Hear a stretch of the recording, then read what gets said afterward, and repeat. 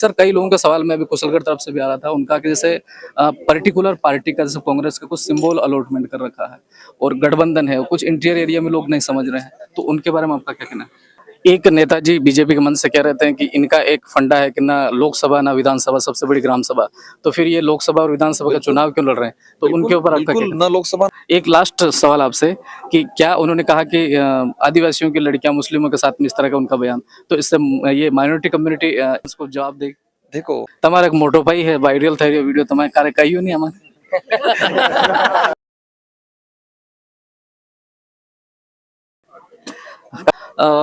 साथियों नमस्कार, स्वागत है मेरे यूट्यूब चैनल में। आज प्रचार तो यूं जनसंपर्क होगा लेकिन भीड़ भाड़ का आखिरी दिन है और इतना सारा जमर्थन डोटासरा जब भी आए, गुजरात से बहुत तेज तर्रार वक्ता मेवानी साहब जी भी आए और यहाँ पे भी कई सारे ये हैं। एक सर कई लोगों का सवाल मैं अभी कुशलगढ़ तरफ से भी आ रहा था उनका कि जैसे पर्टिकुलर पार्टी का जैसे कांग्रेस का कुछ सिंबल अलॉटमेंट कर रखा है और गठबंधन है कुछ इंटीरियर एरिया में लोग नहीं समझ रहे हैं, तो उनके बारे में आपका क्या कहना है। देखो कांग्रेस ने ऊपर से डायरेक्शन दे रखा था, लेकिन कांग्रेस के नाम से जो कैंडिडेट उतारा वो भी भाजपा का निकला था।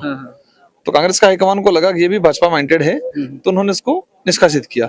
तो वो मालवीय जी से मिलके बीजेपी को एज ए कोऑपरेट करने के हिसाब से वो कांग्रेस का सिंबल रखवा के चुनाव लड़ रहा है। और बांसवाड़ा की जनता सारी समझ चुकी है कि ये गोलमाल क्या है। मतलब वो कांग्रेस का सिंबल जरूर है हाथ का, लेकिन वो बीजेपी के लिए काम कर रहा है और ये छोटा छोटा बच्चा भी समझ चुका है। तो ज्यादा कोई कंफ्यूजन पैदा होने वाला नहीं है। जनता समझ चुकी है कि टोटल 8 उम्मीदवार हैं, 8 में से 6 उम्मीदवार भाजपा के द्वारा तैयार किए गए। 2 फर्जी राजकुमार तैयार किए, वो भाजपा के द्वारा। एक लड़का फिर तैयार किया, उसको भाजपा के द्वारा। एक कांग्रेस का कैंडिडेट, वो भी भाजपा के द्वारा। मतलब 6 कैंडिडेट भाजपा के द्वारा तैयार किए गए हैं। इसलिए जनता समझ चुकी है, कोई कंफ्यूजन पैदा नहीं होगा और एक तरफा मतदान करेंगे। ये सब करने का, जैसे आपके नाम से 2-3 लोग उतारने का और फिर एक और अभी तो 2-3 दिन पहले ऐसे बयानबाजी करना मुस्लिम और आदिवासी, तो ये सब करने के पीछे क्या कारण है। इसके करने के पीछे ये कारण है कि जनता जागरूक हो चुकी है और मालवीय जी का धरातल खिसक चुका है। मालवीय जी बिल्कुल बौखला चुके हैं। इस तरह का बड़ा लीडर इस तरह से बयानबाजी करना, इस तरह से घिनौनी हरकत करना, वाड़पन चुनाव में ऐसा नहीं बोलते हैं। वाड़पन चुनाव में भी इस तरह से फर्जी नाम डाल के किसी ने सोचा भी नहीं होगा। दो फर्जी राजकुमार तैयार किए, पैसे दे के, लालच दे के, और उनसे फॉर्म भरवाया। तो इस तरह से हरकतें कोई नहीं करता है। तो वो एक छोटे बच्चे जैसी हरकतें कर रहे हैं। इससे सिद्ध हो रहा है कि वो दिग्गज नहीं, वो एक तरह के बौखला चुके हैं। उनका धरातल बिल्कुल खिसक चुका है और वो झूठ पे झूठ बोल रहे हैं और छल कपट इतना कर रहे हैं जिसकी कोई सीमा नहीं। आपके नामांकन के लिए आपके ऊपर प्रशुभ क्रूरता कर वो फिर प्रचार भी कर रहे हैं और फिर कई सारे इस तरह के आरोप लगा रहे हैं, तो इससे क्या प्रभाव पड़ने वाला। चुनाव आयोग खुद ऊंट पे घोड़े पे घूम रहा है।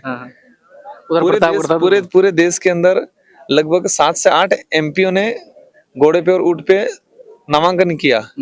वहां दिक्कत नहीं हुई, लेकिन राजकुमार राउत ने किया, दिक्कत हो गई। इसका मतलब आदिवासी, इसलिए आप तो उसको दबाओगे। जनता समझ चुकी है कि ये आदमी कमजोर है या आदिवासी है।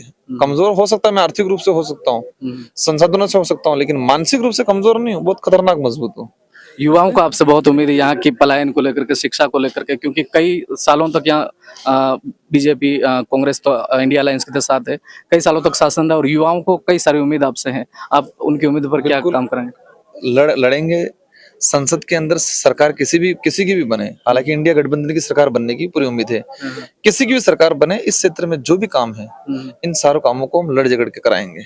एक लास्ट सवाल, जगपुरा में और कई सारे जैसे निवेश क्षेत्र हैं जहां पर आदिवासियों को कहीं जैसे केला मेला के आसपास में ऐसे कई सारे निवेश क्षेत्र कहीं न कहीं हो रहे हैं और सरकारों की तरफ से अर्ध मंजूरियां भी शायद कहीं न कहीं देके कागजी कार्रवाई में हम सुनते हैं, तो बीएपी जीतती तो क्या काम करेंगे।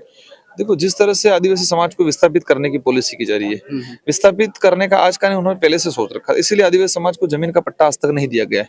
जिस जमीन पे काबिज है उसको मालिकाना हक आज भी नहीं दिया। आदिवासी समाज का कई अधिकतर इलाका फॉरेस्ट में, चारागाह में, बिलाना में, पड़त या पंचायत आबादी जमीन पे बैठा हुआ है। तो वो जो सोने की खदान के नाम से आदिवासी को विस्थापित करने का काम कर रहे हैं, ये प्लानिंग कर रखा है भाजपा ने। सीएम आके एक आश्चर्यचकित वाली बात है कि एक ही मंच पे एक ही टाइम पे मुख्यमंत्री राजस्थान का कह रहा है कि यहाँ से सोना निकालेंगे और विकास कराएंगे, और उसी दौरान महेंद्र मालवीय कह रहे हैं कि नहीं, यहाँ सोना नहीं निकालेंगे, क्योंकि मालवीय जी को पता चल गया कि हम जो काम करने वाले उससे जनता को नुकसान हो रहा है। जनता समझ गई मेरे को वोट नहीं देगी। तो इसलिए इनका बौखलाहट क्लियर हो चुका है। इनके पास एक ही है, धर्म से लड़ाना, और समझ चुके लोग भी, हर वर्ग का व्यक्ति समझ चुका है। ब्राह्मण समाज जो हिंदुत्व को मानते हैं वो खुद समझ चुके हैं कि सिर्फ हमारे धर्म को सिर्फ धंधा बना दिया है। तो धर्म के नाम से धंधा बढ़ाने का काम करके सत्ता में आने की जो पॉलिसी है वो पॉलिसी फेल हो चुकी है उनकी। एक नेताजी बीजेपी के मन से कह रहे थे कि इनका एक फंडा है कि ना लोकसभा ना विधानसभा, सबसे बड़ी ग्राम सभा, तो फिर ये लोकसभा और विधानसभा का चुनाव क्यों लड़ रहे हैं? तो उनके ऊपर आपका क्या बिल्कुल, न लोकसभा न विधानसभा, सबसे बड़ी ग्राम सभा। ग्राम सभा में जो प्रस्ताव ले लिया उसको सुप्रीम कोर्ट भी चैलेंज नहीं कर सकता है। और उसको ऐसा केस है आंध्रा के अंदर एक माइनिंग का था, ग्राम सभा ने प्रस्ताव लिया तो स्टेट गवर्नमेंट भी कुछ नहीं कर पाई, सुप्रीम कोर्ट ने डिसीजन लिया, ग्राम सभा सर्वोपरि। ये मैं नहीं बोल रहा हूँ, सुप्रीम कोर्ट ने सुप्रीम कोर्ट का जजमेंट आया हुआ है कि न लोकसभा विधानसभा से भी बड़ी ग्राम सभा है, और ग्राम सभा का डिसीजन सर्वोपरि है।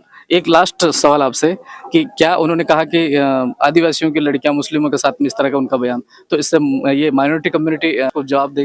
देखो, आदिवासी समाज को कंफ्यूजन, आज तक कंफ्यूजन में रखा गया है। जो वो बोल रहे हैं हमने कभी सोचा ही नहीं था, ये उनकी सोच की उपज है। इन्होंने हिंदू मुस्लिम करने का, धर्म का करने का चैलेंज कर रखा है। और पहले ही बताया राजकुमार ने कब बोला, कहाँ बोला, किसको बोला, वो उनके माइंड्स की सोच है, इसलिए बोल रहे ताकि लोगों में आक्रोश पैदा हो, लोग कंफ्यूजन हो। इस आदमी ने अपनी राजनीतिक रोटियां सेकने के लिए आदिवासी समाज की बहन बेटियों पे भी अंगुली उठाई, उनकी मतलब लज्जा पे अंगुली उठाने का काम किया, वोट बैंक प्राप्त करने के लिए। लेकिन हमारी महिलाएं, हमारे पुरुष, हर वर्ग समझ चुका है कि अपना राजनीतिक रोटियां सेकने के लिए झूठे बयान दे रहे हैं। તમારે એક મોટો ભાઈ है, वायरल થઈ રહ્યો વિડિયો, તમે ક્યારે કહ્યું नहीं हमारे? भाई मैं क्या बताऊं, मैं कह रहा हूँ वाड़पंच लेवल का जो आदमी होता है, चुनाव लड़ता है, वो भी एक लेवल रखता है। मालवीय जी उस वाड़पन लेवल से भी नीचे चले गए, लोगों को पैसा दे के मेरा बड़ा भाई बना रहे हैं। इसकी मैंने कभी शक्ल नहीं देखी है। ક્યારે કોઈ જગા માંગવા આવી જાય? मैं क्या कह रहा हूँ, मतलब उस आदमी की शक्ल नहीं देखी। ये परिवार, वो आदमी बेचारे, उस आदमी तो उसकी पत्नी भी नहीं रह रही है घर पे, दारूडिया एक नंबर का, पियक्कड़ इधर उधर भागता रहता है, इधर उधर फिरौती करके इधर उधर दूसरे स्टेटों में, दूसरे कंट्री में भाग रहा है, और पता नहीं कहाँ है, उसकी खुद की पत्नी नहीं पता है इसको कहाँ है। मतलब इस लेवल के आदमी को पैसा देके उसको बड़ा भाई बनाते, मेरे को नहीं पता है। ये क्लियर हो चुका, मालवीय जी का बच्चा उसके घर पे गया है, घर पे जाके समझाया, पैसा दिया और बढ़ाया। तो ये लोग, मैं इसलिए कह रहा हूँ, बार बार दोहराऊं कि वाड़पंच लेवल का आदमी भी इस तरह से गंदी राजनीति नहीं करता है। एक लास्ट, मैं उधर रतलाम तरफ गया था, उन्होंने कहा कि पशु क्रूरता का जो इनके ऊपर आरोप लगा है, हम जीत जाएंगे तो दिल्ली में हाथी पे घुमाएंगे, तो उसके ऊपर उनकी वो गोद में लेके जाए, हम तो बैठ के जाएंगे हाथी में। हाथी बैठने के लिए होता है, गोद में पकड़ने के लिए थोड़ी होता है। बहुत बहुत धन्यवाद sir, thank you. Sir ji.